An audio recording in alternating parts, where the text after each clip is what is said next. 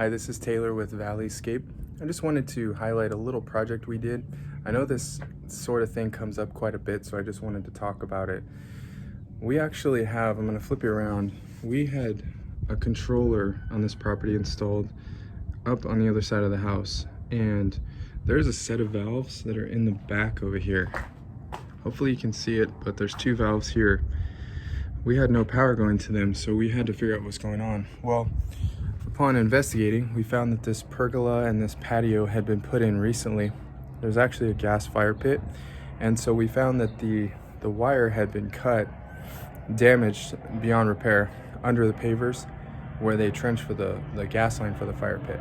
So we see this quite a bit. We invested in what's called a wire or valve locator. It's a device, and it basically just energizes the wire, and then we have a little wand that we can trace it. If you're an irrigation professional, you absolutely need one of these. It will make your life so much better. You don't need it, but your life will be a lot better if you have one.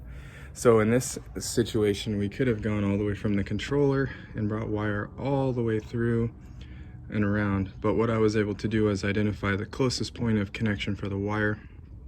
I just cut the old wire because the break is here, and with my wire locator, I knew exactly where to dig, and instead of digging up a bunch of the grass trying to find the wire, I was actually able to dig one small hole and tap right into the wire. So if you are a homeowner and you're having a problem with low power or no power to a set of valves, especially what we'd call remote valves, might be time to get a hold of a professional with a wire locator that can tell you where the problem is.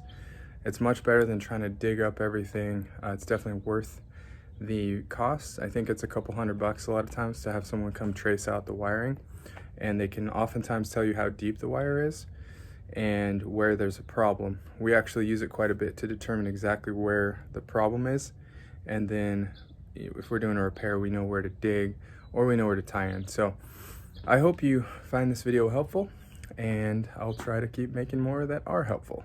Thank you.